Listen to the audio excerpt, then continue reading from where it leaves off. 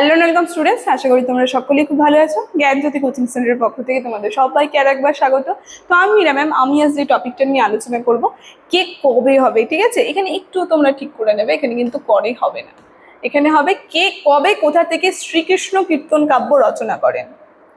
এখানে কিন্তু কবে হবে, ঠিক আছে।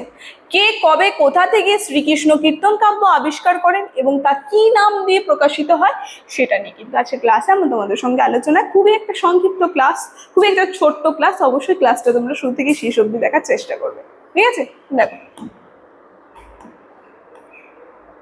আলোচনার বিষয় শুরু করার আগে খুবই একটা গুরুত্বপূর্ণ ইনফরমেশন তোমাদেরকে জানিয়ে দিই যে তোমরা যারা ভাবছো আমাদের সঙ্গে এই সেমিস্টার অনলাইন ক্লাস বা নোটসের জন্য যোগাযোগ করবে, তাদেরকে বলে দিই বোর্ডের কর্নারে দুটি নাম্বার দেওয়া আছে, যে কোনো একটি নাম্বারের মধ্যে কল করে নিয়ে কিন্তু আমাদের সঙ্গে সরাসরি যোগাযোগ করে নিতে পারবে। আর কোর্স ফির জায়গাটা একটু মন দিয়ে দেখো, মেজর কোর্সের স্টুডেন্টের জন্য এখানে কি আছে 1199 কোর্স ফি আছে। এটা কিন্তু পে করতে হচ্ছে না, শুধুমাত্র 99 রেজিস্ট্রেশন ফির বিনিময়ে কিন্তু পুরো কোর্সটা পেয়ে যাচ্ছ। আর এই অফারটা থাকছে প্রথম 100 স্টুডেন্ট যারা আমাদের এখানে অ্যাডমিশন নিচ্ছ, second semester, fourth semester, six সেমিস্টারদের জন্য, ঠিক আছে। তাহলে আলোচনার বিষয়ে আমি চলে যাচ্ছি, এই ইনফরমেশনই তোমাদের দেওয়া ছিল। দেখো কি বলছে, পুঁথি আবিষ্কার। প্রথমে বলছি কে কবে। দেখো এখানে একটু মিস্টেক আছে, তোমরা ঠিক করে নেবে। কে কবে কোথা থেকে শ্রীকৃষ্ণ কীর্তন কাব্য আবিষ্কার করেন এবং তা কি নাম দিয়ে কোথা থেকে প্রকাশ হয়।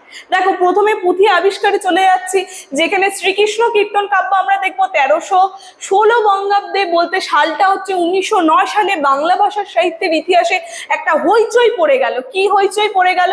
কারণ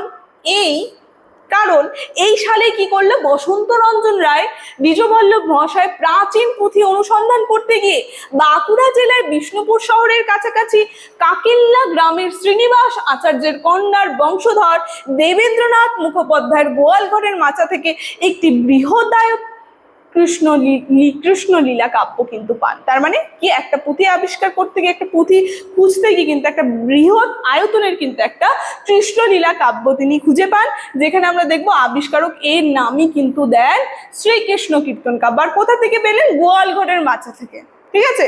ঠিক আছে, জায়গাগুলো নামগুলো একটু ভালো করে তোমরা দেখবে, কি করে এই পুঁথি যে রয়েছে শ্রীকৃষ্ণ কীর্তন কাব্য, এটা কি করে পাওয়া গেল। এখন দেখে নিই এই পুঁথির প্রকাশ আর নামকরণটা। দেখবে এই শ্রীকৃষ্ণ কীর্তন কাব্য যে পুঁথি রয়েছে, নামকরণটা নিয়ে কিন্তু একটা দ্বিধা আছে। তার কারণ দেখো কি বলছে, মধ্যযুগের আদি নিদর্শন শ্রীকৃষ্ণ কীর্তন কাব্য, যেটা আমরা দেখবো আদিতম নিদর্শন কিন্তু রয়েছে শ্রীকৃষ্ণ কীর্তন কাব্য। কিন্তু কি বলছে, এই কাব্যটির আবিষ্কারক অখণ্ড অবস্থায় উদ্ধার করতে পারেননি। মানে কি, একেবারে পুরো কিন্তু এই যে কাব্য রয়েছে সেটা কিন্তু পায়নি। এমন ভাবে পেয়েছে সামনের দুটো পাতা নেই, মাঝের দুটো পাতা নেই, এমনকি নামকরণ অবধি কিন্তু ঠিক করে খুঁজে পায়নি।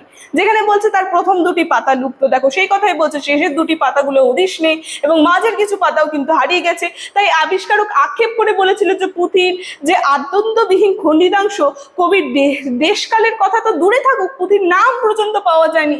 তাই কথিত হয় যে চণ্ডীদাস শ্রীকৃষ্ণ কীর্তন কাব্য রচনা করেন এবং ক্ষেত্রীর এক বার্ষিক উৎসবে চণ্ডীদাসের কৃষ্ণলীলা গীত হইয়াছিল, অবশ্য কীর্তনাঙ্গে। তার সঙ্গে এটাও কিন্তু কীর্তনাঙ্গে গাওয়া হয়েছিল। এবং কি বলছে, আলোচ্য পুঁথির প্রতিপাদিত্য যে শ্রীকৃষ্ণের লীলা কীর্তন, তাহাতে তর্কের কিন্তু অবসর নেই। মানে কি, শ্রীকৃষ্ণের যে লীলা কীর্তন রয়েছে, এই কাব্যের যে বিষয়বস্তু রয়েছে, এটা কিন্তু ভীষণ তর্ক রয়েছে এই পুঁথিটা নিয়ে। যেখানে অতএব আমরা দেখতে পারি এই গ্রন্থের শ্রীকৃষ্ণ কীর্তন যে নামকরণ, সেটা কিন্তু অসমীচীন নয়, ঠিক আছে।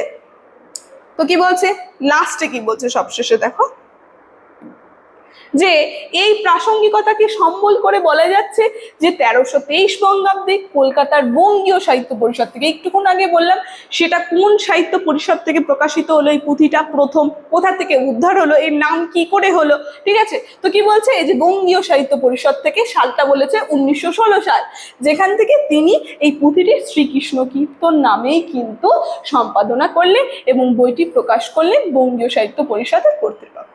এইভাবে কিন্তু এই পুঁথিটা পাওয়া গেল এবং এর নামকরণ করা হলো এবং এই যে এই পরিষদ থেকে কিন্তু এই পুঁথিটা পেশ করা হলো, ঠিক আছে। তো এই টপিকটা নিয়ে কিন্তু আমার এতটুকুনি আলোচনার বিষয় ছিল, তোমরা প্রথম থেকে পারলে পরে একটু দেখে নাও। আজকের আলোচনাটি তাহলে আমি এখানে শেষ করছি। ভিডিওটি শুরু থেকে শেষ অবধি দেখার জন্য থ্যাংক ইউ।